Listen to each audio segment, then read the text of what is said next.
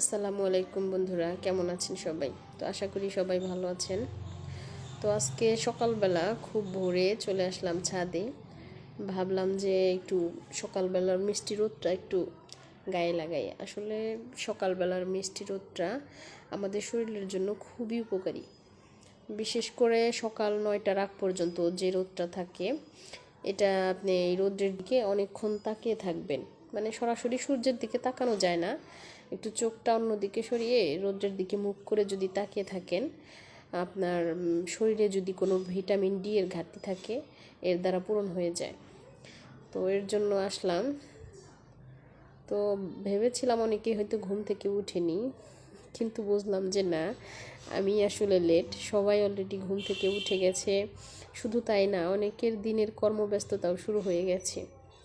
এই যে দেখুন, এখানে একটা বেকারির যে মালগুলা ওগুলা দোকানে ডেলিভারি দিচ্ছে।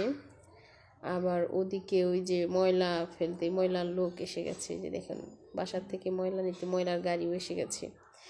তো তখন বুঝতে পারলাম যে না, সবাই কাজকর্ম শুরু করে দিয়েছে, আমি হয়তো বা লেট। তো তাই ভাবলাম যে না, নিচে যাই, রান্না করতে হবে, ওর আব্বু আবার চলে যাবে। তো যেই ভাবা সেই কাজ, তখনই নিচে চলে আসলাম। তো এই যে এইগুলা হচ্ছে লাউ শাক, দেশি লাউ শাক। আমার এক ছোট ভাই পাঠিয়েছে ওর আব্বুর কাছে। তো দেখুন, শাকগুলো অনেক টাটকা, অনেক সুন্দর।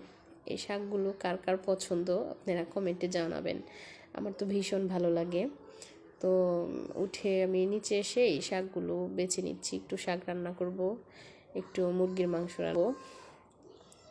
তো এই জন্য এই তো শাকগুলো আমি কেটে বেছে নিলাম। অনেকগুলো শাক ছিল, তাই আমি 2টা ভাগ করে নিয়েছি। ভাবলাম যে এতগুলো রান্না করলে খাওয়া হবে না, নষ্ট হবে। তাই 2 ভাগ করে আমি অর্ধেকটা রেখে দিলাম আর অর্ধেকটা রান্না করলাম। তো এদিকে আবার একটু মুরগির মাংস রান্না করলাম।